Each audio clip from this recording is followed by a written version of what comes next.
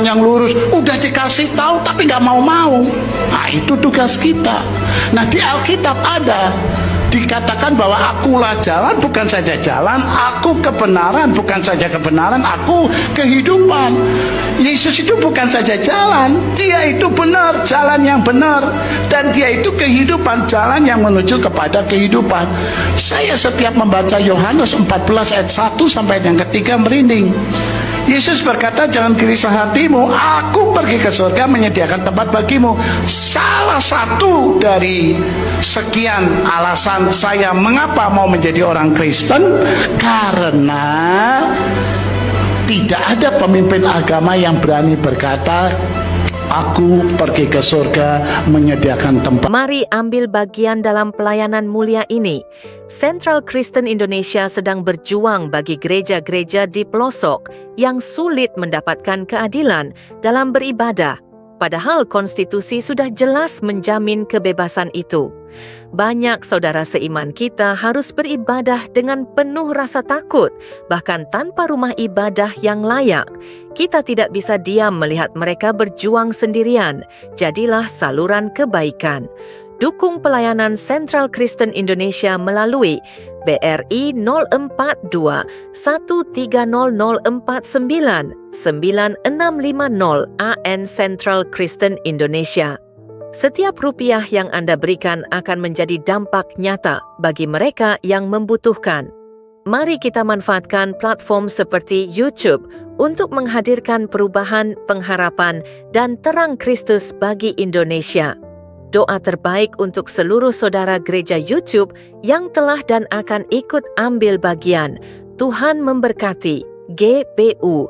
Di era media sosial hari ini, banyak klaim keagamaan yang semakin terbuka dan diperdebatkan. Internet menjadi ruang di mana informasi bisa diuji, dibandingkan, dan dikritisi secara terbuka. Kena heran jika sebagian tokoh agama merasa sedih dan resah melihat banyak orang mulai mempertanyakan keyakinannya setelah terpapar berbagai data dan argumen di media sosial. Perlu ditegaskan, apologet Kristen bukan untuk menyerang atau menindas pihak lain, melainkan untuk meluruskan informasi, menjawab tuduhan, dan membela iman Kristen yang selama ini kerap disalahpahami atau dibiarkan dinistakan. Diskusi iman seharusnya dilakukan dengan akal sehat, data, dan sikap saling menghormati, bukan dengan tekanan atau kekerasan. Internet telah mengubah segalanya. Apa yang dulu sulit dipertanyakan, kini bisa diuji secara terbuka. Karena itu, mari kita gunakan ruang digital ini untuk mencari kebenaran, membangun dialog, dan menciptakan kedamaian. Jika kalian merasa video ini penting, jangan lupa bantu dengan cara subscribe, like, dan share, agar semakin banyak orang bisa ikut berdiskusi secara sehat. Sekarang, tanpa berlama-lama lagi, mari kita dengarkan videonya. Isa. Ya. Isa ini bukan nama. Isa ini adalah gelar. Sehingga Isa itu disebut At-Tauhid. Satu-satunya. Sehingga nama yang terus dihadapkan dan ditulis oleh Al-Quran disebut Al-Masih Isa alaihi salam. Ya. Al-Masih tidak boleh ditaruh di belakangnya Isa. Pasti ditaruh di depannya Isa. Al-Masih ini adalah orang yang diurapi Tuhan. Isa ini adalah At-Tauhid satu-satunya. Alaihi salam itu artinya pemberi, penjamin keselamatan. Sehingga Isa itu dijuluki Nabi pembawa syafaat. Ya, jadi kalau diringkes jadi satu, dia orang yang diurapi Tuhan dan satu-satunya penjamin keselamatan. Bukan salah satu. Satu-satunya penjamin keselamatan. Di Indonesia ini dipercaya oleh saudara-saudara kita di Bani Kedar. Itu ada 25 para nabi dan rasul. Dan hanya ada 2 gelar nabi, yaitu Isa dengan Muhammad. Isa punya gelar AS, Muhammad punya gelar SAW. Nah, tapi sayang di Indonesia, dari mulai zamannya Adam sampai turunnya Isa itu semua di belakangnya dikasih AS. Saya nggak mengerti bagaimana pola pemikiran di Indonesia. Saya nggak ngerti dia memakai paham yang bagaimana. Yang jelas gelar ini pengakuan seluruh umat Islam di dunia. 2 gelar ini hanya dimiliki 2 nabi. Ya. AS ini artinya alaihi salam, pemberi penjamin keselamatan. Sehingga Yesus diberikan gelar asyukruf, perhiasan, syafaat, pemberi jaminan keselamatan itu sendiri. Muhammad itu diberikan gelar SAW, Sallallahu Alaihi Wasallam, Artinya adalah peminta jaminan keselamatan. Ini perbedaannya. Sehingga Muhammad diberikan gelar Nabi pembawa sholawat. Yang satu Nabi pembawa syafaat, yang satu Nabi pembawa sholawat. Ya. Syafaat ini bergerak untuk memberikan doa kepada seluruh umat manusia. Sholawat ini peminta doa bagi seluruh umat manusia. Ya. Setiap habis orang sholat, wajib hukumnya baca sholawat. Setiap orang habis ngaji, wajib hukumnya baca sholawat. Allahumma salli ala syedina Muhammadin wa ala ali syedina Muhammad ku anfusakum wa alinkum naro. Ya Allah, selamatkanlah junjunganku Muhammad. Wa ala alihi, selamatkan juga sanak kadang keluarganya. Ya. Wa sahbihi, selamatkan juga para sahabatnya. Ya. Ku anfusakum wa alinkum naro, dari ancaman Allah yang berupa neraka. Jadi kita tinggal memilih, mau memilih Nabi yang membawa syafaat atau mau memilih Nabi yang membawa sholawat. Tinggal kita memilih, dan kita menawarkan kepada umat manusia, bukan menawarkan agama. Agama tidak bisa menyelamatkan manusia, tapi kita tawarkan, mau meneruskan, mengikuti teladan junjungan yang akan memberikan jaminan keselamatan itu sendiri, atau meminta jaminan keselamatan itu sendiri. Kita sendiri belum tentu selamat, bagaimana kita bisa mendoakan sang pemimpin? Ya. Jadi hadirnya sholawat itu ada riwayatnya sendiri. Ketika Muhammad pada usia 61 tahun, Muhammad tidak bisa mendeteksi racun yang masuk di dalam tubuhnya. Ya. Karena Muhammad diracun oleh istrinya sendiri. Jadi yang meracuni Muhammad waktu itu adalah istrinya sendiri. Istri yang ke-17. Jadi istrinya Muhammad itu total semua 22. Istri yang ke-17 ini meracuni dia. 2 tahun. Kata orang Jawa ini digawe kembang amben. Mati gak mati, urip gak urip, mudine surat Yasin. Ya. Mudine surat Yasin. Kita melihat sekarang, saudara-saudara kita, ketika mereka melihat orang sakit, orang lagi nazar, orang yang lagi sekar, pasti diturunkan surat Yasin. Jadi surat Yasin dibaca, membuat satu pernyataan, lek mati lang mati yo, lek urip lang uripo. Waktu itu juga begitu, karena waktu dibacakan surat Yasin tidak sembuh, malah nazak tidak karu-karuan. Akhirnya Muhammad mengumpulkan seluruh keluarga dan para sahabatnya untuk memberikan doa keselamatan supaya segera hari itu juga nyawanya dicabut. Nah, setelah diturunkan bahasa sholawat ini dengan kata-kata Allahumma sholli ala syedina Muhammadin wa ala ali syedina Muhammad, baru Muhammad meninggal. Ini satu hal yang paling terpenting yang perlu kita garis bawahi supaya kita bisa memahami kekristenan yang kita bawa, agama yang kita bawa. Sebab kalau kita mempropagandakan bahwa agama kita ini paling benar, kita harus mempertanggungjawabkan kekristenan kita di tengah-tengah umat Islam. Ya. Kapinggali, tiang Islam niku napa kok sholat subuh, karena mereka yakin bahwa Yesus itu nanti akan datang ke muka bumi ini pada hari kiamat itu nanti tepat pada subuh. Dua masalah inilah yang membuat orang-orang Islam bangun dari tidurnya dan sujud menyembah di dalam sholat subuh. Lek tiang Islam niku saged menghargai kebangkitan Tuhan Yesus, saged keweden karena sing jenenge Isa alaihissalam niki makin dugi ten dinten kiamat pas subuh. Kenapa kita sebagai anak-anaknya jauh daripada semuanya itu? Bapak Ibu Saudara yang terkasih, ada satu masalah yang terpenting ketika saya ada di Medina sana. Ada satu hal yang terpenting bahwa orang-orang yang berangkat naik haji itu kalau pulang, itu yang selalu dibawa adalah air zam-zam. Ya, itu sudah pasti air zam-zam itu nomor 1 dibawa. Lek jenengan ziarah tenggone tanggi sing langsung diki mulai kaji, niku sing dipadosi pertama kali banyu zam-zam. Namun yang menjadi permasalahan saat ini, adakah kebenaran di balik air zam-zam ini?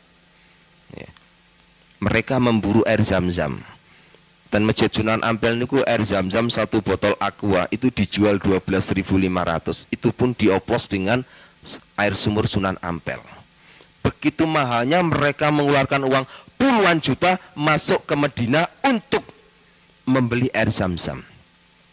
Tapi betulkah bahwa air zam-zam ini ada? Ini yang menjadi permasalahannya. Betulkah bahwa air zam-zam ini ada? Ya.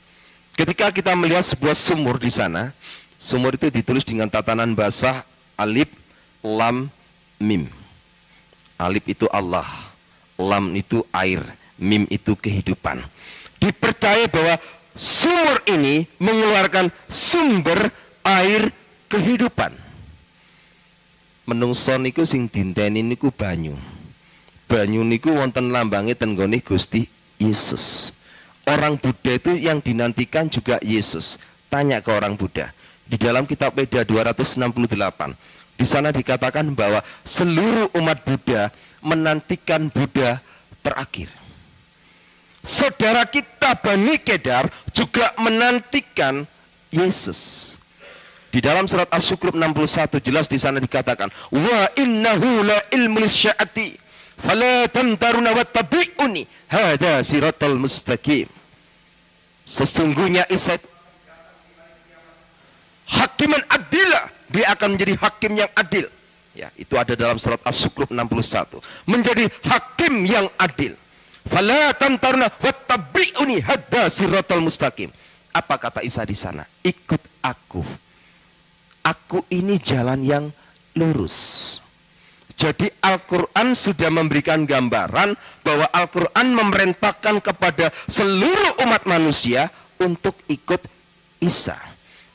Belum pernah ada satupun ayat yang mengatakan bahwa Muhammad ngomong ikutlah aku ini jalan yang lurus. Itu belum pernah ada. Tapi hanya ada satu kata, ikut aku, kata Isa. Sebab aku ini jalan yang lurus. Ya. Seringkali saudara kita dalam sholat wajib, seringkali dia yang membacakan pasti surat Fatihah. Dalam ayat yang ke-6 seringkali dibaca dengan kata-kata ihdinas siratal mustaqim. Ya Allah, tunjukkan aku jalan yang lurus. Bagaimana cara kita bisa menginjil? Kita bawa Alkitab. Ini baca Yohanes, Tuhan Yesus ngomong akulah jalan kebenaran dan kehidupan. Tidak masuk. Dia akan tertawa, propaganda katanya. Al-Quran bertanya, Al-Quran juga harus memberikan jawaban. Karena kenapa? 75% Al-Quran, seluruh yang ada dalam Al-Quran, 75% sumbernya diambil dari Alkitab. Seluruh yang ditulis di dalam Al-Quran tentang Yesus, tidak ada satupun kesalahan. Tidak ada satupun. Jadi jangan kira Al-Quran itu sebenarnya hanya terjadi kesalahpahaman. Contoh kecil, kalau kita melihat acara Idul Adha, menurut Islam yang disembelih itu adalah Ismail. Menurut orang Kristen yang disembelih ada Iska. Kalau saya sudah lagi bicara bau masakan gini, perut saya keroncongan malian. Ya. Ya. Tapi benarkah ini? Coba tanyakan ke saudara-saudara kita di Bani Kedar. Ya. Saudara kita di Bani Kedar itu kalau lagi bicara, itu pasti yang ditanya hanya satu, endi dalile. Nah, bapak-bapak itu juga tanya begitu. Endi dalile nang Al-Qur'an lek sing dibeleh iku Ismail. Dudukno dalile, dudukno ayate, dudukno kitabe. Tidak ada satupun ayat yang menyampaikan bahwa yang disembelih itu adalah Ismail. Enggak ada satupun ayat. Ya. Justru yang disembelih oleh Ibrahim menurut Al-Quran adalah Iska. Walaupun nanti pada akhirnya diganti domba. Jadi Al-Quran tidak pernah ngomong Ismail. Di dalam kitab suci Al-Quran yang diomongkan, yang disembelih itu bukan Ismail. Ada banyak contoh kecil orang Islam tidak percaya kepada penyaliban. Bagaimana mungkin? Tidak ada satupun ayat Al-Quran yang tidak mengakui bahwa Yesus itu tidak disalib. Al-Quran mengakui mulai dari kelahiran, keselamatannya, dari penyaliban, sampai dibangkitkan hidup kembali. Rabbana atina fid dunya hasanah wa fil akhirati hasanah wa qina adzabannar. Kalau kita melihat di dalam surat Maryam 33, kalau saya terjemahkan dalam bahasa Indonesia, jelas di sana dikatakan, selamatlah ketika aku dilahirkan, kata Isa. Selamatlah ketika aku mati. Selamat pula ketika aku dibangkitkan hidup kembali. Dan pada ayat 34 jelas di sana dikatakan, Isa fa innahu rakhulullah kalimatu. Isa selalu mengatakan perkataan yang benar, yang mereka selalu berbantahkan kebenaran itu. Dan dia adalah rohnya Allah itu sendiri. Dan dia adalah kalimatuhu nurjana. Dia adalah firman yang hidup dan cahaya surgawi. Itu Isa. Setelah saya banyak hal, 3 tahun ketika saya di Afghanistan, ada banyak pembicaraan dari tokoh-tokoh Islam di sana. Kenapa orang Islam itu bisa benci sama orang Kristen? Satu, timbulnya roh iri hati. Tidak ada satupun ayat Al-Quran yang membicarakan bahwa umat Islam ini dijamin keselamatannya. Tidak ada satupun. Dan tidak ada satupun mengatakan bahwa bangsa Arab ini adalah umat pilihan yang diberkati oleh Tuhan. Ini enggak ada. Mereka iri. Mereka bertanya, untuk apa aku percaya kepada Al-Quran? Kalau Al-Quran ternyata membicarakan agamanya orang lain, membicarakan umatnya orang lain, membicarakan junjungan lain. Hal sesuatu yang enggak masuk akal. Muhammad ditulis di Al-Quran itu cuma 2%. Yesus ditulis di Al-Quran 75%. Sesuatu yang aneh. Harusnya itu Yesus ditulis 2%, Muhammad ditulis 75%. Ini keterbalikannya. Sehingga banyak orang Islam mulai berpikir, kenapa kok bisa begini? Dia terus cari. Dia kepingin tahu diberkatilah ala Abraham, ala Yakub, ala Iska, dan harus ditambah ala Ismail. Al-Quran tidak pernah menemukan dan menulis satu ayat pun tentang diberkatilah ala Ismail. Selalu dikatakan diberkatilah ala Abraham, ala Iska, dan ala Yakub. Di manakah Ismail? Mereka protes. Mereka protes, kenapa Tuhan ini enggak adil? Sangat-sangat tidak adil. Di mana letak Ismail? Kalau kita mau kembalikan kepada Alkitab, Al-Quran ini merespon dengan kejujurannya. Kenapa? Karena Ismail menurut Alkitab memang tidak pernah ada berkat. Ya, berkat yang dicurahkan Tuhan kepada Ismail dikarenakan satu hal, permintaan dari bapaknya. Kalau bapaknya tidak minta berkat kepada Tuhan untuk dicurahkan kepada Ismail, Tuhan nggak akan memberkati Ismail. Jadi Tuhan memberkati, menganugerahkan kepada Ismail karena permohonan Ibrahim. Sehingga Al-Quran tidak pernah, mereka mulai bingung. Kenapa? Dari kecemburuan inilah akhirnya mereka membuat satu hal yang sangat paten. Al-Quran tidak boleh dibahasakan. Al-Quran harus dibahasakan sesuai dengan bahasa aslinya. Apa yang terjadi di Indonesia? Terjadilah sebuah tatanan bahasa Iqra, tata cara membaca Al-Quran. Baca tok itu sudah ibadah.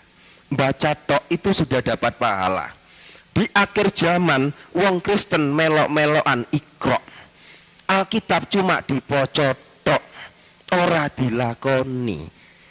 Kalau menurut orang Islam baca Al-Quran ini dapat pahala dan ibadah.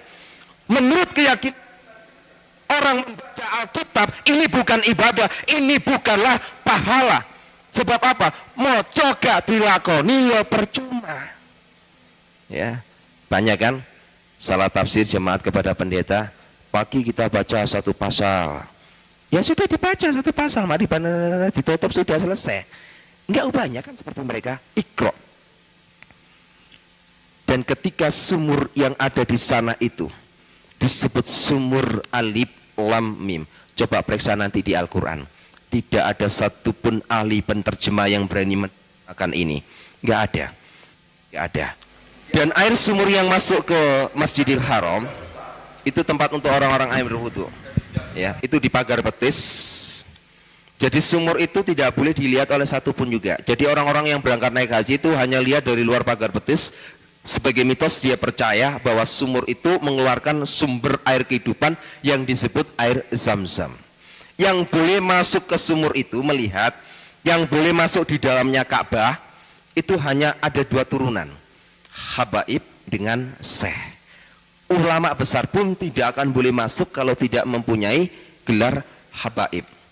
Ya, Habaib ini merupakan silsilah turunan. Ya, orang yang disebut Habaib itu bukan sekedar orang Arab bisa disebut Habaib, tidak semua orang Arab bisa disebut Habaib. Jadi Habaib ini memang ada silsilah.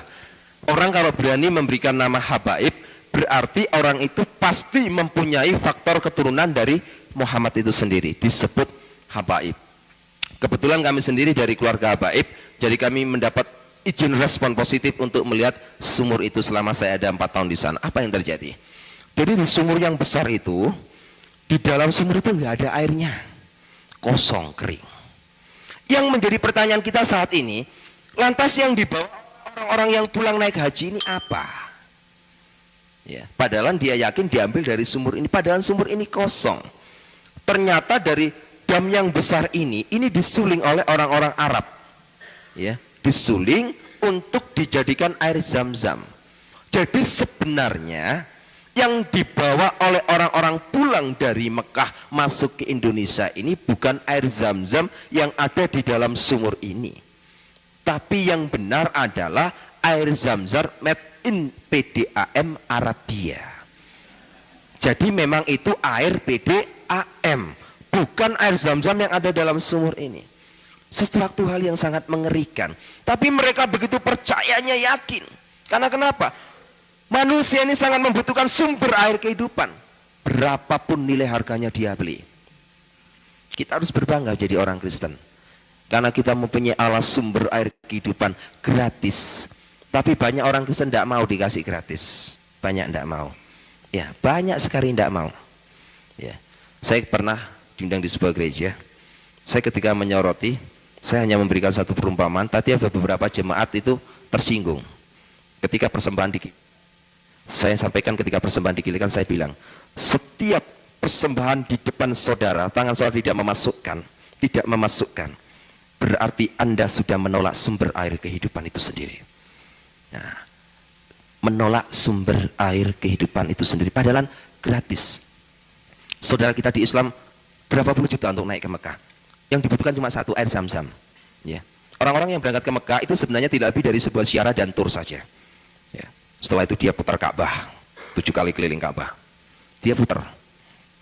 Kalau bapak-bapak ibu-ibu lagi ke sana, kalau melihat orang-orang di sana, itu kalau kita duduk termenung, saya pernah sama teman-teman saya, beberapa santri di sana, duduk termenung sambil berpikir. Ketika orang-orang itu putari Ka'bah, lempar batu zumbro, itu mulai saya berpikir, pikiran saya hanya satu. Kenapa permainan anak kecil ini dibawa ke sini? Coba anak kecil itu kan sebenarnya muter-muter. Habis muter keliling Ka'bah, 7 kali keliling, setiap orang mencium Hajar Aswad. Rebutan, ngambung Hajar Aswad itu rebutan. Hajar Aswad itu dihuni dari 8.888 jin, yang dikepali satu jin yang namanya Huda Al-Fitri. Ngambung jin rebutan. Bojone gak tahu diambung, jin diambungi nang kono. Harus gak lumayan lah wong-wonge. Ngambung jin itu rebutan. Ya ini kan mulai pikiran manusia ini perlu diperiksakan ke psikiater. Jin diambung rebutan. Loh betul, orang mencium Hajar Aswad itu tidak semua orang naik haji bisa. Rebutan itu Hajar Aswad ya. Habis mencium Hajar Aswad, berangkat beberapa kilo, ambil batu. Nah ini kan bulinannya arek cilik nih. Ambil batu, di situ ada batu besar. Di sini ada tembok sedikit pemisah, di sini ada batu kerikil, zumbro. Batu kecil dia batu gede. Kayak. Jadi dia melempari terus. Batu-batu itu dianggap, jadi dia melempar, disebut pelemparan batu zumbro. Mulai hati saya bertanya, ketika orang-orang itu percaya bahwa setiap pagi batu zumbro kerikil itu ada di situ lagi, dan tanyalah orang itu pada juru kunci, apa jawabnya orang-orang di sana? Batu zumbro niki model swarga. Saya mulai berpikir, mosok Gusti Allah ku ngurusi kerikil untuk swarga. Coba kita berpikir, swarga iki lho apa nggone kerikil? Mosok Gusti Allah iki gak duwe kerikil nang bumi, cek adohe ngedokno kerikil tutup. Ini hal yang gak lazim. Padahal apa? Setiap hari itu dibuat lempar habis. Tapi setiap malam batu yang dilemparkan sana dibawa juru kunci lagi, dimasukkan sini lagi. Ya, perputaran. Dan orang-orang yang naik haji ke sana itu saya mulai berpikir, kenapa ya mereka kok begitu ya? Sampai-sampai di sana itu banyak orang yang menghadap kepada makamnya Nabi Muhammad itu banyak. Ada yang minta pesugihan, ada yang minta supaya tokonya laris, ada minta proyeknya bisa berhasil, ada yang minta nomor togel. Banyak kali di sana. Iya, banyak hal. Sampai-sampai ada seorang, sebab masalah di sana itu banyak tengkulak-tengkulak pedagang-pedagang yang gaya menipu. Orang Indonesia ini kan mudah dibodohi. Kejelekannya orang Indonesia ini percaya pada mitos yang over berlebihan. Tasbih, orang Arab itu nggak kenal sama tasbih. Di Masjidil Haram tuh nggak ada orang sholat pakai tasbih, itu nggak ada. Adanya di Asia Tenggara, khususnya Indonesia. Jadi tasbih itu diambil dari Indonesia, dibeli oleh orang-orang Arab, dari Arab dibeli lagi sama orang-orang Indonesia. Kan bingung ya, wong-wong ki bingung. Tasbih ini kayak puter-puteran. Tapi dia yakin, dia nggak peduli tasbih ini dari mana saja, asal tersentuh dengan tanah suci Mekah, dia yakin ada kekuatan di sana. Nah inilah satu hal mulai saya bertanya dalam hidup saya.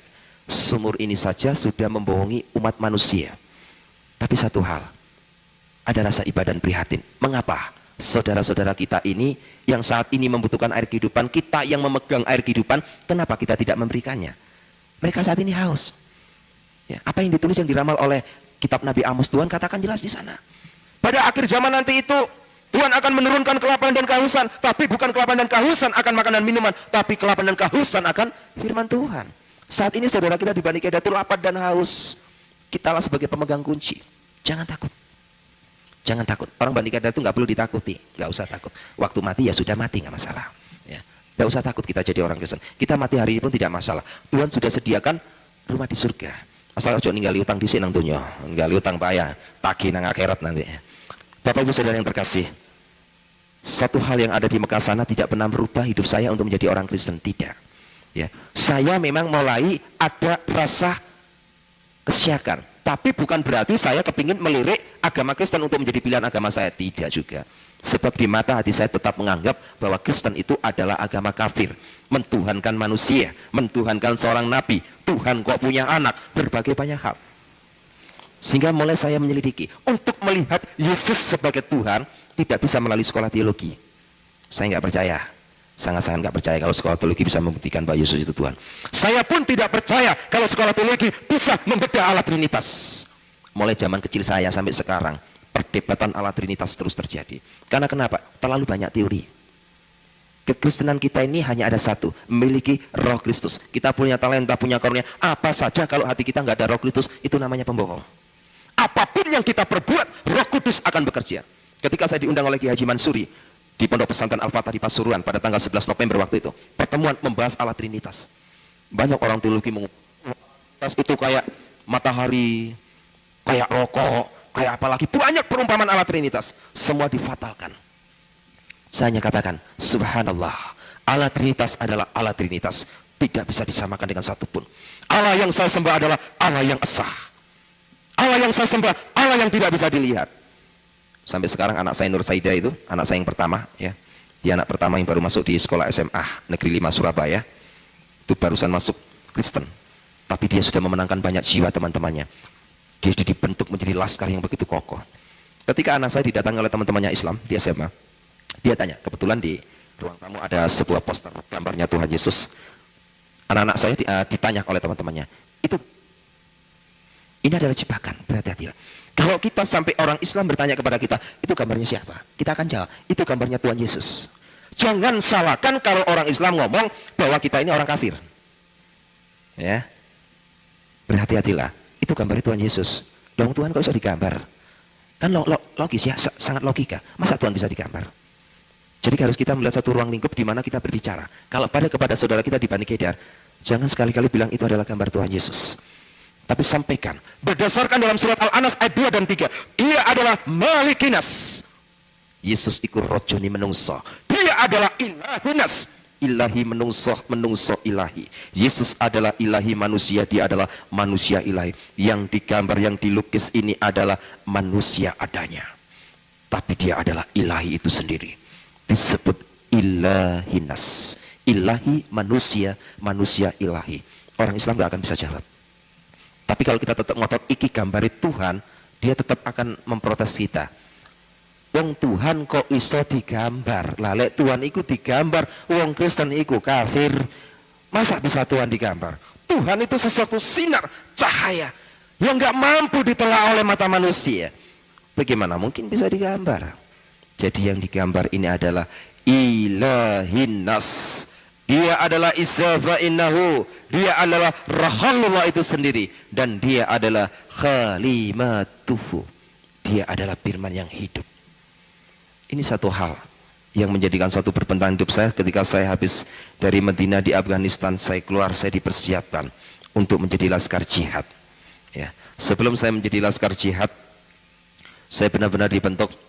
Waktu itu ada di Ambon, ya, saya bersama Ustadz Japar waktu itu. Karena laskar jihad ini merupakan sebuah laskar yang memang dipersiapkan betul untuk menghadapi kelompok-kelompok orang-orang Kristen. Terus lahirlah EPI itu sendiri.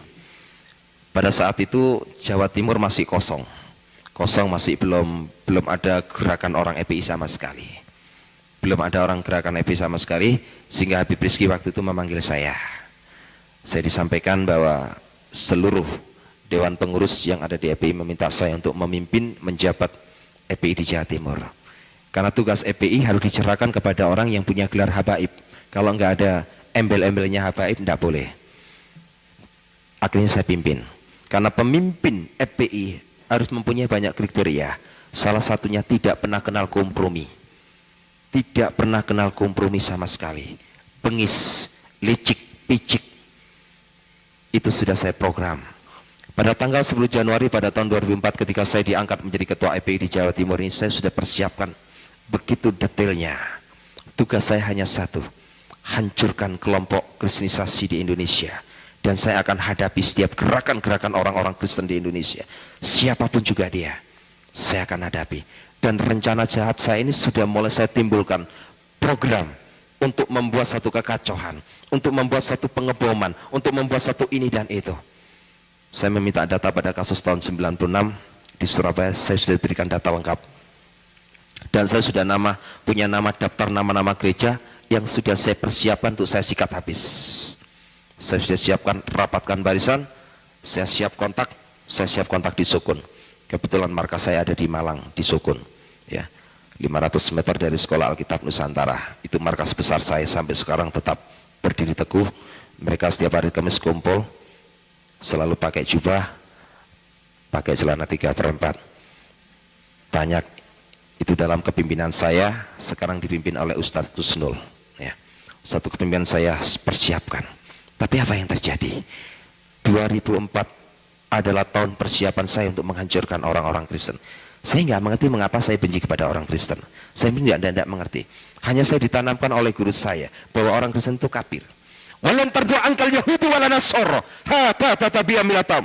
Wong Yahudi ku nggak ubah kalau babi. Wong Kristen itu nggak ubah seperti anjing. Dia adalah haram.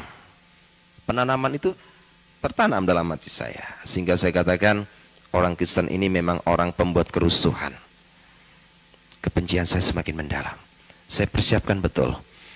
Nah, kebetulan saya sendiri terlibat dalam Dewan Pengurus sebagai penasihat paguyuban paranormal. Nah, waktu itu Ki Joko Bodo sempat ngebel saya, Habib, boleh nggak saya meminta sesuatu untuk mendampingi saya untuk melacak golean Kencono bersama beberapa teman paranormal. Akhirnya saya iakan. Ya, memang saya secara pribadi mengenal dunia goib itu bukan belajar dari turunan. Jadi saya usia 4 tahun itu saya sudah bisa melihat, oh di situ itu ada ini dan itu. Sehingga ketika LaTV membuka satu peran tim pemburu hantu, kami terlibat di dalamnya untuk menjadi tim pemburu hantu di sana. Ya, mungkin yang sering kali lihat LaTV tidak akan asing karena rambut saya waktu itu masih panjang. Ya. Tapi sekarang seringkali di siaran tayang, di siaran tunda ulang, terus itu terjadi di LaTV. Saya nggak tahu apa motivasinya, tapi saya biarkan aja. Saya merasa juga nggak dirugikan dalam hal itu. Satu masalah yang sangat terpenting waktu itu, tepat pada tanggal 29 Maret, saya bersama rekan-rekan untuk mengambil golean Kencono itu. Ya, apa yang terjadi? Rata-rata orang yang bisa mengambil itu kan ada satu kekuatan yang disebut ilmu rogoh sukmo, jadi melepaskan rogoh dari sukmanya ini, keluar, masuk ke alam lain. Pada tanggal 29 Maret itulah pertemuan saya pertama kali dengan Yesus. Saya ambil, terus saya lacak, saya baca segala bentuk cara. Saya nggak menemukan apa-apa. Di belakang saya ini ada yang pegang pundak saya. Assalamualaikum Makhurus. Suara itu sangat menggema. Dan saya yakin suara itu tidak pernah saya rasakan selama saya mengenal dunia jin. Ya. Ketika tangan itu menyentuh pundak saya, ada sebuah power yang masuk. Saya ini seringkali mengislamkan jin. Karena selama hidup saya punya 182 jin yang saya islamkan yang menjadi santri saya. Jadi ngajinya sama saya. Nah, itu. Jadi saya itu senang mengislamkan jin. Lebih-lebih kalau saya pikiran saya sudah sumpek di dunia, saya masuk ke alam jin. Karena alam jin itu cantik-cantik, beda dengan Gondoruo. Ya, kalau Gondoruo itu tidak ada yang cantik, semua jelek-jelek. Ya, kalau jin itu orangnya di sana itu memang cantik-cantik. Sehingga orang-orang dari paranormal kalau udah masuk ke alam jin, banyak kan, paranormal itu banyak menikah dengan bangsa halus itu banyak menikah dengan jin. Paranormal yang pikirannya sudah EQ-nya sudah jongkok sampai menikah dengan Gondoruo pun juga sering terjadi. Ya, padahal bersentuhan saja saya rasanya juga bagaimana kan? Sebab Gondoruo itu dari jarak radiasi jauh gitu baunya sudah tercium. Jadi Gondoruo itu baunya arus amis gitu. Makanya di desa-desa kan kadangkala ada suaminya meninggalkan istrinya, terus ada yang datang persis suaminya, ya kan? Nah Gondoruo itu pintar mendo-mendo jadi orang lain, tapi dia nggak bisa merubah kakinya. Jadi mulai wajah sampai kaki ini bisa. Jadi lutut ini sampai ke bawah tetap kakinya Gondoruo. Jadi dia hanya bisa merubah dari sini sampai ke atas, dia bisa merubah. Ini seringkali kejadian, ya, seringkali kejadian. Ada banyak memang ya. Saya seringkali ditanyakan oleh orang Kristen, Pak, apakah betul Nyi Loro Kidul itu ada? Saja betul. 1 bulan saya 2 kali. Karena saya ada ikatan perjanjian darah dengan Nyi Loro Kidul. Jadi Nyi Loro Kidul itu bukan mitos, bukan cerita dongeng rakyat, bukan. Nyi Loro Kidul itu memang betul-betul ada. Saya yang jadi saksinya. Saya melihatnya sendiri, saya melihat kerajaannya sendiri, semuanya itu ada. Karena itulah kekuatan iblis, ya. Setan itu semuanya bisa berubah-berubah dalam segala hal, ya. Segala bentuk kekuatan apapun itu ada, ya. Sampai orang-orang paranormal ada yang menjual selendangnya Gondoruo, ya, banyak, itu asli dari sana memangnya. Sampai jual toyol, zaman saya dahulu toyol itu dijual 5 juta, sekarang toyol itu sampai 10-20 juta, tergantung kesaktiannya. Kalau yang betul-betul ekspor impor, toyol itu sampai 30 juta per biji, ya. Betul ini, toyol itu mahal, ya, betul, toyol itu mahal. Ya, per ekor itu bisa sampai 30 juta. Kalau kesaktiannya itu bisa menembus dari 3 dimensi, itu sampai 30 juta. Jadi toyol itu juga punya ilmu. Kalau yang paling murah itu 10 juta. Paling murah. Ya, paling murah. Biasanya kalau paling murah itu yang jadi korban istrinya. Ya, istrinya itu tubuhnya enggak pernah bisa gemuk, kurus saja. Karena kenapa? Toyol ini sering ngempeng, kata orang dia itu ngempeng, ya. Ngempeng ke istrinya. Ya. Berhati-hatilah, ya. Jadi kalau ada orang kurus perempuan, berhati-hatilah, jangan sampai ngingut toyol, ya, jangan sampai, ini bahaya, ya, ini sesuatu yang bahaya. Bapak-bapak ibu saudara sekalian, satu hal yang sangat perlu kita garis bawahi, setelah Tuhan memberikan satu hal kepada saya toleh ke belakang, dia menyodorkan tangannya, inikah yang kamu cari? Sebelum saya masuk ke alam gaib, itu yang namanya golean kencono itu sudah diseket. Gambarnya seperti demikian. Tapi di tangan orang itu saya tidak melihat gambar seperti golean kencono. Persis seperti roti. Ya, saya mulai berpikir, bukan itu yang saya cari. Dia tetap ngomong, ambil ini. Dia tetap ngotot. Saya hanya melihat tangan waktu itu. Tangan dan suara. Tangannya ini penuh dengan sinar yang saya tidak bisa lukiskan. Saya tidak bisa menerima itu. Karena saya nggak bisa menerima, waktu habis. Orang Rogo Sukmo ini ada sebuah waktu. Kalau waktunya habis, dia tidak kembali ke tubuh jasadnya, ini tubuhnya akan hancur. Jadi saya kembali lagi, omong punya omong. Nah waktu itu Ki Jogobodo tanya pada saya, Habib, kira-kira sudah bisa deteksi? Sudah. Saya cerita kepada Ki Jogobodo, apa yang terjadi? Paranormal itu berbeda dengan Ustadz. Ya, kalau paranormal itu juga bukan orang Islam. Kayak Ki Jogobodo itu bukan orang Islam. Jadi sholat juga enggak, megang Al-Quran juga enggak. Karena kenapa? Rata-rata kalau asli paranormal itu tidak percaya pada surga dan neraka. Termasuk Ki Jogobodo, Ki Gendeng Pamungkas. Itu termasuk orang-orang yang tidak percaya kepada surga dan neraka. Tapi aneh, ketika saya sampaikan kepada Ki Jogobodo menyampaikan kepada saya, Habib, apa yang Habib lihat itu tadi, itu adalah lambang swarga. Ya ini saya terjemahkan karena beliau kalau ngomong sama saya bahasa Jawa. Habib, sing jenengan tinggal niku mau sakjane wujude swarga. Saya mulai berpikir, orang yang tidak percaya kepada surga dan neraka, dia bisa membuat pernyataan bahwa itu adalah wujud, widatul wujud dari Nurjana itu sendiri. Terus saya bilang, tolong deteksi, ya, deteksi tangan siapa yang menyentuh saya. Bukan apa-apa, sekedar bahasa orang yang lagi putus asa. Saya mau balik lagi ke jasad saya. Akhirnya dalam hati saya waktu itu mulai baca Subhanallah. Terus saya baca Walhamdulillah. Saya terus membacakannya. Subhanallah, maha suci Engkau ya Allah. Aneh, tak pocono surat jin mendatangkan kekuatan itu gak teko-teko, tapi ketika saya baca subhanallah, maha suci engkau ya Allah, dia datang. Ini mulai jadi perhitungan saya. Di pocokno surat jin gak teko, di pocokno maha suci datang. Ketika datang saya dalam kondisi tertundung. Saya merasakan datang tuh biasanya memang orang-orang ahli gaib itu merasakan ada kekuatan angin besar, itu dia rasakan, itu datang. Nah ketika datang, dia langsung katakan satu hal kepada saya. Tanpa tedeng aleng-aleng, dia langsung sampaikan satu kata kepada saya. Ya ayyuhalladzina amanu, tubilala tabatana suha. Hai makrus, bertobatlah kamu. Sesungguh-sungguhnya engkau bertobat kepada aku. Saya tanya, siapa kamu? Saya dalam keadaan kontak batin. Dia nggak mau memberitahu saya. Dia sodorkan tangannya persis seperti pertemuan pertama di belakang saya. Dia sodorkan tangannya. Ambil ini. Saya mulai bingung. Kenapa saya harus suruh mengambil ini? Saya tetap ngotot, siapa kamu? Saya hanya menyampaikan kalau saya mau ambil jimat itu, kalau engkau menyebutkan siapa nama kamu. Tetap tidak mau menyebutkan namanya. Akhirnya saya terpaksa harus mengambil benda dari tangan orang itu. Yang di atas tangan itu adalah roti. Ketika saya ambil, apa yang terjadi?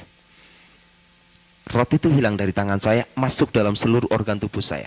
Ada hal yang sangat aneh, saya merasa 43 tahun saya pikul beban berat. Ketika saya ambil roti dari tangan itu, beban berat ini hilang. 43 tahun saya pikul beban itu, hari itu juga lepas begitu saja.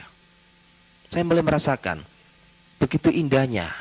Kalau saya boleh pinjam bahasanya orang Jawa, setelah saya ambil jimat itu, ada kekuatan yang luar biasa. Pikulan ini hilang, beban ini hilang. Saya merasakan ada sebuah kedamaian yang tidak pernah saya miliki selama hidup. Sebab kedamaian dan kebahagiaan selama 43 tahun itu adalah sebuah kedamaian yang hampa, semu, palsu.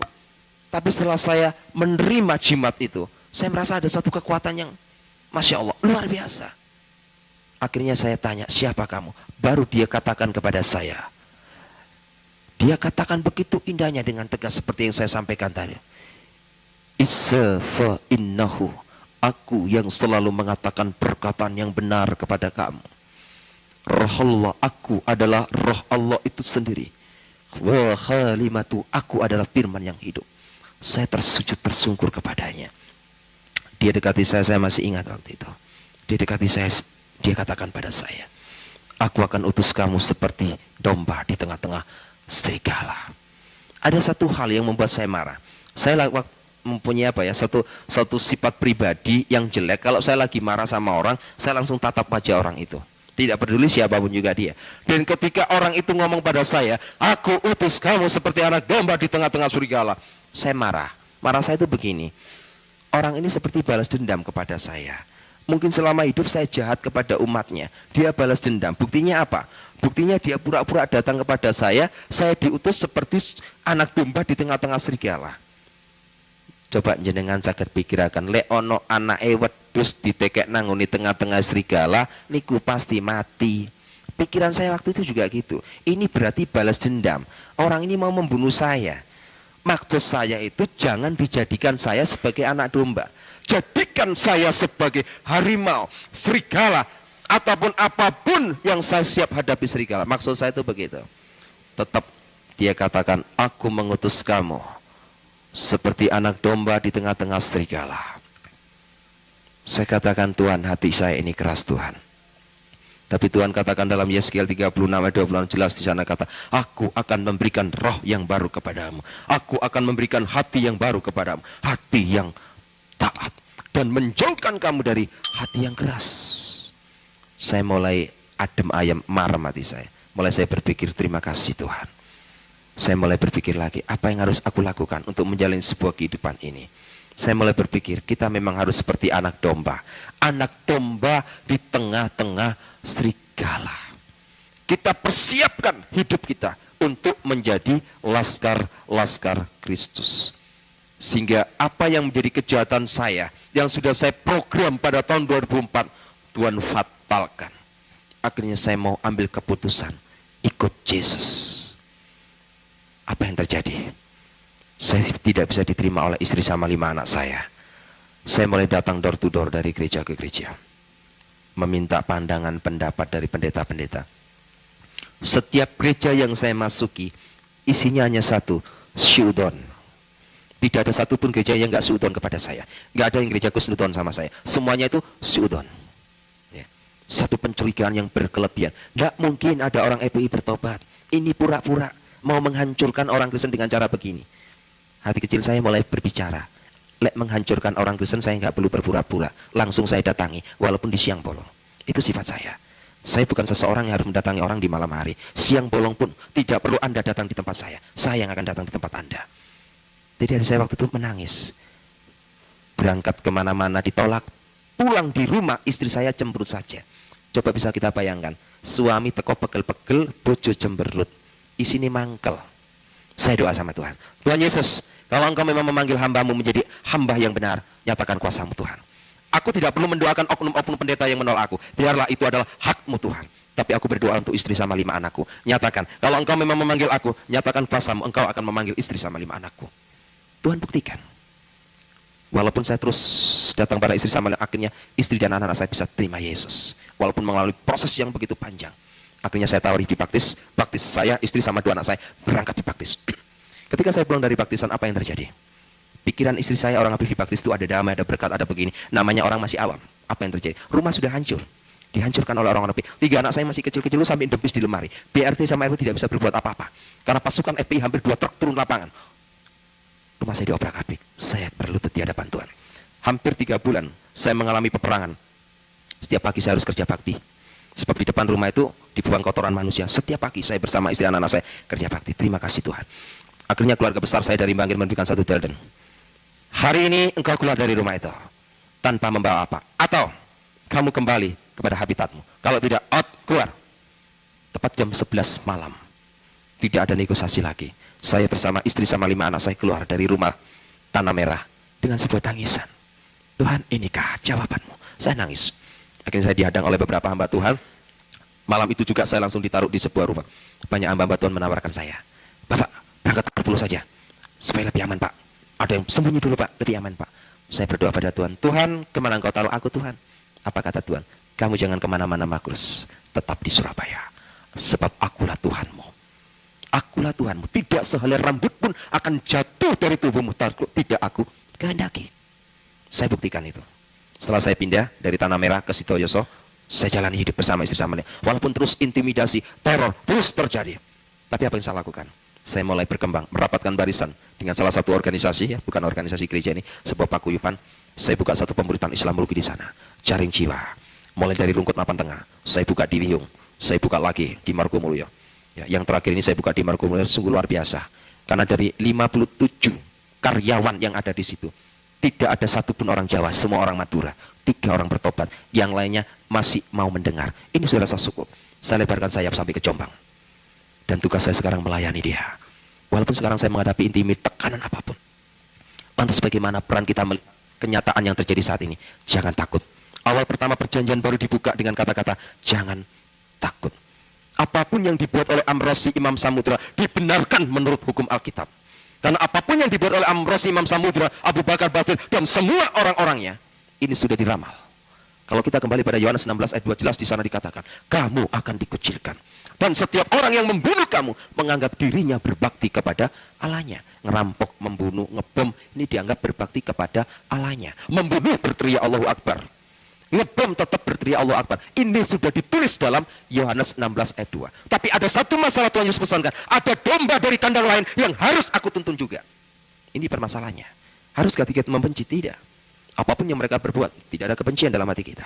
Ada domba dari kandang lain yang harus aku tuntun juga. Bahasa harus aku tuntun juga, ini sekarang diamanatkan kepada kita sebagai anak-anaknya. Untuk meneruskan kata-kata, harus aku tuntun juga. Domba dari kandang lain, berarti di luar orang-orang Kristen. Itu bisa Buddha, itu bisa Hindu, bisa Konghucu, bisa juga orang-orang Islam sendiri. Ini adalah tugas kita, mengemban tugas amanat agung Tuhan Yesus Kristus. Yang jelas bagaimana saat ini kita bisa mengantisipasi situasi orang-orang EPI. Peran apa yang harus dia lakukan? Peran EPI hanya satu, mendirikan dan menegakkan syariat Islam di Indonesia ini. Sebab dianggapnya orang-orang NU sudah tidak punya kemampuan. Ya. Di Indonesia ini mayoritas orang NU. Cuma orang NU ini tidak sempurna di dalam Islam. Ya, itu memang benar. Kenapa tidak sempurna? Karena orang NU ini menggabungkan antara Islam dan Jawa. ya, Islam dan Jawa, tidak murni Al-Quran semuanya. Tapi kelompok Habib Rizki, Abu Bakar Basir, semua orang-orang ini memang memakai satu faham Al-Quran murni. Jadi menegakkan negara syariat Islam dengan hadirnya Laskar Jihad, ya, dengan hadirnya MI yang dipimpin oleh Abu Bakar Basir, dengan hadirnya FPI yang dipimpin oleh Habib Rizki. Itu belum organisasi-organisasi lain yang terhitung, ya, yang terhitung pada tanggal 23 Desember tahun 2006 kemarin, ada sekitar 8 organisasi Islam di Indonesia merapatkan barisan, menyatukan misi dan visi mereka. Dan di antara organisasi ini tidak ada NU dan Muhammadiyah. Organisasi ini sudah merapatkan barisan. Sekarang tinggal kita. Kita sudah paham bagaimana peran mereka. Kita pun juga harus merapatkan barisan. Rapatkan barisan. Gempur dengan doa dan puasa. Siapkan laskar-laskar Kristus. Asal jangan takut. Ya, 2 hari ini saya kucing-kucingan. Keluar rumah kayak ada perasaan takut gini. Kucing-kucingan. Sampai istri saya, anak-anak saya menghadapi satu tekanan. Setiap saya keluar dari rumahnya saya katakan, ikhlaskan saya. Kalau memang nyawa saya harus jadi taruhannya. Tidak peduli. Mati pun hari ini asal jangan mati menjadi penjahat. Mati karena pikul salib. Martir untuk Tuhan. Itu tidak menjadi masalah. Ada saat dan waktunya itu semua terjadi. Bapak Ibu Saudara sekalian, dari sinilah bagaimana kita bisa mengantisipasi situasi dan kondisi negara kita yang sudah terpuruk ini. Saat ini adalah tugas-tugas kita. Saya sangat prihatin akan gerakan gereja-gereja di Indonesia ini, yang secara jujur saya katakan perkembangannya sangat minus. Ya. Sehingga ketika 2 SK Menteri diturunkan itu alhamdulillah, karena hadirnya 2 SK Menteri ini dapat membuat introspeksi oknum-oknum pendeta yang harus mereka tingkatkan dalam pola berpikir. Jangan bangun gereja kalau nggak punya jemaat. Bangun gereja kalau jemaat, tiba terjadi fitnah. Fitnahnya apa? Antar pendeta menjelekan. Di Surabaya itu banyak gereja-gereja dibangun. Setiap pendeta berbicara, ayo kita berdoa bersama-sama. Imani, supaya malaikat Tuhan kursi-kursi yang kosong ini kita imani. Supaya minggu depan kursi yang kosong bisa diisi. Bagaimana bisa diisi kalau dia nggak mau menginjil? Nggak bisa diisi. Jemaatnya orang lain masuk. Putar aja kayak sirkulasi. Loh, katanya gereja Tuhan sudah mulai bangkit. Ya, banyak pendeta dari luar negeri menubuatkan, oh, gerakan Kristus sudah mulai hadir di Indonesia. Bisa hadir kalau kita siap menerima, mengemban amanat agung Tuhan Yesus. Loh, gereja itu kayak perputaran. Maaf kata, memang tidak ada. Maka tadi saya katakan gereja itu kayak diskotik sekarang. Saya rindu gereja itu dijadikan laboratorium, menggodok manusia-manusia yang hidup dalam dosa. Tapi enggak, gereja-gereja sekarang di Surabaya sudah jadi diskotik semuanya. Hampir. Ya. Kenapa saya katakan jadi diskotik? Coba lihat. Saudara kita Bani Kedar, lihat. Katakanlah ada seorang wanita muslimat, lihat. Delon iki lho wedok Kristen. Iku apa nang gereja apa nang diskotik? Ya. Pakai rok sekian. Kadanglah udelnya sampai ketok kayak wong penyanyi India. Ini satu pengalaman bagi saya. Ketika saya baru bertobat, saya duduk di sebelah seorang wanita, di sini ada beberapa hamba Tuhan. Nah, kebetulan waktu hening, firman Tuhan dibacakan. Nah, kebetulan yang duduk ini banyak perempuannya.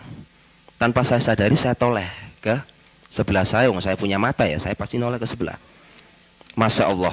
Jadi ketika dia duduk, ini roknya sampai sekian. Jadi dalam keadaan hening, saya keluar kata-kata, hening, gereja hening, satu suara dengar. Subhanallah, saya bilang. Jadi ketika noleh saya katakan, Subhanallah. Semua orang gereja dengar, mengarahkan kepada saya. Yang namanya Pak Nason di sebelah saya tanya, Pak, ada apa Pak? Anda ada apa Pak gitu. Tidak ada apa-apa, tapi mata saya masih ngelirik lagi. Nah inilah, saya katakan, banyak kaum Hawa sudah menjadikan gereja jadi diskotik. Tuhan tidak membutuhkan baju mahal. Harga 10.000 pun tidak masalah. Yang penting sopan, ngadep pangeran, ngadep Gusti Allah, kedu sopan, tertib dan ada aturan. Enggak, sekarang ini waduh, pakai you can see, rambutnya disemir, wis elek disemir sampai elek pisan. Ya kan? Kan disorot sama orang-orang Islam ini disorot. Karena orang luar negeri penyanyi rong ganteng-ganteng, ngawin Indonesia ke sing elek disemir, wis malah gak karu-karuan. Kita ini cobalah tampil beda boleh, tapi setidak-tidaknya lah bercermin. Oh, kulitku ki kaya ngene ya gak usah disemir lah. Ya kan? Kadang-kala ada yang anting-antingan tindian, gelangan. Loh, ini gereja. Ini bukan diskotik. Saya pernah khotbah gitu, habis gitu seorang gembala ini menyampaikan kepada diaken-diakennya supaya tidak mengundang saya lagi. Karena kenapa? Iki lewat makhluk iki diundang nanging bawa balik jemaatku entek buyar. Mangan apa aku? Enggak apa-apa. Saya katakan hamba Tuhan harus belajar seperti Gideon. Enggak usah akeh-akeh jemaat. Ya, coba Gideon, 300 saya cukup siap bertempur. Banyak-banyak juga enggak ada hasilnya. Halal perpuluhan, tapi gak barokah dari orang Islam. Gak barokah. Barang halal belum tentu barokah loh. Banyak aja yang terima perpuluhan itu karena demandnya banyak. Gak barokah. Tiwas gegeran air rumah tangganya apa? Mangan barang sing gak barokah. Titik cuma barokah. Ya, ini hal yang Tuhan minta dalam kehidupan kita. Ya, ini saya mohon maaf kepada Bapak Pendeta maupun Bapak Gembala. Ini saya tidak nyinggung, ini kejadian di Surabaya memang terjadi seperti begitu. Jadi saya cerita apa adanya. Saya tidak nyelekan pendeta, tidak. Saya pengen menyampaikan. Ya, kalau kita jadi pendeta, ya, jadilah pendeta Daud. Saya itu pingin begitu. Kalau pendeta Daud itu enak. Sadar, kita ini manusia nggak lepas dari kesalahan, kekurangan. Tapi konsekuen, salah, cepat ambil keputusan. Cepat bertobat, nah begitu. Tapi enggak, akhir zaman ini banyak pendeta kayak Saul, salah ngeyel, ya kan? Ini lambangnya, karena kenapa? Kaken pendeta gak ditakbisno, gak diurapi Tuhan atas kemauan manusia. Makanya saya bilang, kalau mau ngangkat pendeta, tolong dipikir dulu, ya. Jangan seringkali mengangkat, kan sekarang ini banyak orang suka angkat-angkat pendeta, diangkat pendeta. Jangan, ngangkat pendeta itu harus melalui satu kriteria dan betul-betul disaring murni. Akhirnya kenapa? Ditakbiskan berdasarkan kemauan manusia. Hasilnya jadi pendeta Saul.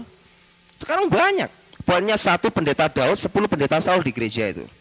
Ini terjadi. Akhirnya apa? Jemaatnya mulai imannya rapuh. Karena apa? Ucapan pendeta ini hanya untuk akal-akalan dan pendeta. Ya. Ucapan kita ini berarti sabdo pandito ratu. Apapun yang keluar dari kehidupan kita akan menjadi kenyataan. Karena kenapa? Yang kita tunggu itu nanti berdasarkan ilmunya orang Jawa. Engko deloken mudhun nanggone zaman akhir iku ratu adil sing jenenge Heru Cokro. Heru Cokro ini maksudnya sing nggawa banyu kauripan. Siapakah dia? Dia adalah Yesus itu sendiri. Kita harus ambil satu keputusan. Apapun yang terjadi, kita ambil satu keputusan. Merubah semua paradigma pola pikiran kita untuk menjadi orang Kristen yang benar. Ya, orang Islam melihat Yesus ini jalan yang lurus, berarti pengikutnya harus jalannya yang lurus. Lek ana wong Kristen mlakune bengkok-bengkok, berarti itu bukan pengikut Kristus. Iki lho KTP-ku agama Kristen. Berarti aku pengikuti Kristus. Oh, Kristus iku dalane lurus, berarti mlakuku lurus. Lek ana wong mlakune bengkok-bengkok, tolong KTP-nya nanti siang diterawang lagi begini. Kalau perlu tanyakan ke Pak Camat, betulkah agama saya Kristen, Pak? Oh iya benar. Kalau gitu saya ini pengikut Kristus. Apapun yang aku lakukan, hatiku, pikiranku, perasaanku harus juga terdapat di dalam Kristus Yesus. Ya. Satu pesan saya, jangan takut mati. Ya. Karena semua yang hadir di sini tadi sudah acung tangan, wis dicatat karo malaikat nang kono. Wis kabeh acung tangan berarti siap mati. Jangan sesalkan. Ya. Coba lihat yang ada di Adam R, enggak ono sing acung tangan mati ndisiki. Mayat pun tidak ditemukan. Banyak pendeta, banyak anak-anak Tuhan itu durung ngacung tangan. Saksian ini menyentuh hati Anda. Jangan biarkan berhenti di Anda saja. Bagikan, sebarkan. Jadilah saluran kasih Tuhan bagi orang-orang yang membutuhkan pengharapan. Dan silakan tuliskan di kolom komentar, Tuhan Yesus baik, atau Tuhan Yesus dahsyat.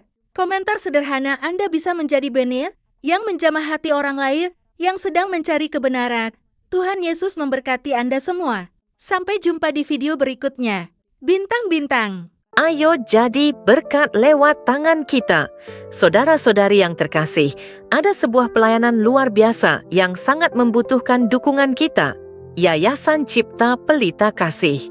Tempat ini bukan hanya sekadar rumah, tapi juga menjadi sekolah bagi anak-anak yang tidak mampu bersekolah.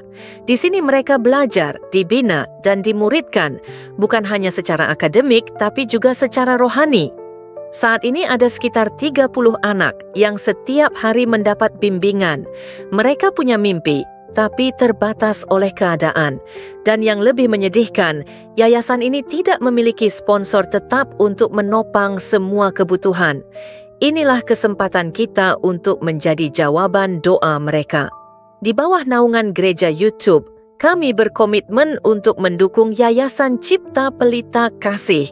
Tapi kami tidak bisa berjalan sendiri.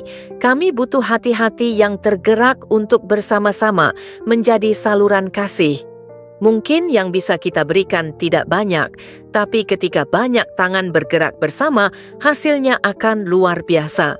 Media sosial tidak hanya untuk hiburan, tetapi bisa menjadi alat untuk membawa terang dan harapan, termasuk untuk anak-anak ini yang masa depannya sedang kita pertaruhkan. Mari jadi saluran kasih, jadilah bagian dari perubahan hidup mereka. Rekening donasi BRI 04210 1003 42 0566 atas nama Yayasan Cipta Pelita atau bisa melalui scan barcode di kris ini. Kebaikanmu hari ini akan menjadi dampak nyata bagi banyak orang melalui Yayasan Cipta Pelita. Mari kita gunakan platform seperti YouTube untuk menghadirkan perubahan dan harapan bagi Indonesia. Doa terbaik untuk seluruh sahabat gereja YouTube yang telah dan akan ikut ambil bagian. Tuhan memberkati. Mari bersama mendukung pelayanan Apologet Kristen. Saudara yang terkasih, kami mengajak Anda untuk menjadi bagian dalam mendukung pelayanan Apologet seperti Forum Komunikasi Pelayanan Penginjil Indonesia, FKPPI, Apologet Kristen, dan juga Komunitas Kristuber, Kristen YouTuber Indonesia. Rekening donasi Bank BRI 0421 010048 7056 0 atas nama Generasi Muda FKPPI atau cukup scan barcode yang tersedia di layar. Pelayanan ini ada untuk membela iman, menguatkan jemaat, dan membawa terang Kristus di tengah dunia yang semakin penuh tantangan. Kami membuka pintu selebar-lebarnya bagi siapapun yang ingin menabur dan mendukung pekerjaan Tuhan ini. Kami tidak memaksa. Ajakan ini hanya untuk mereka yang benar-benar rindu dan merasa terpanggil untuk membantu. Dan jika saat ini saudara belum bisa mendukung secara materi, doa saudara adalah dukungan yang sangat berharga. Karena kami percaya doa yang tulus memiliki kuasa yang luar biasa. Mari kita gunakan media sosial sebagai alat untuk berdampak baik dan menjadi berkat bagi banyak orang. Terima kasih untuk setiap dukungan, sekecil apapun itu. Dukungan Anda sungguh berarti bagi kami dan bagi pekerjaan Tuhan. Tuhan Yesus memberkati. GBU. Mari ambil bagian dalam pelayanan mulia ini. Central Kristen Indonesia sedang berjuang bagi gereja-gereja di pelosok yang sulit mendapatkan keadilan dalam beribadah. Padahal konstitusi sudah jelas menjamin kebebasan itu. Banyak saudara seiman kita harus beribadah dengan penuh rasa takut, bahkan tanpa rumah ibadah yang layak. Kita tidak bisa diam melihat mereka berjuang sendirian. Jadilah saluran kebaikan. Dukung pelayanan Central Kristen Indonesia melalui BRI 042 130049 9650 AN Central Kristen Indonesia. Setiap rupiah yang Anda berikan akan menjadi dampak nyata bagi mereka yang membutuhkan. Mari kita manfaatkan platform seperti YouTube untuk menghadirkan perubahan, pengharapan, dan terang Kristus bagi Indonesia. Doa terbaik untuk seluruh saudara gereja YouTube yang telah dan akan ikut ambil bagian. Tuhan memberkati. GBU.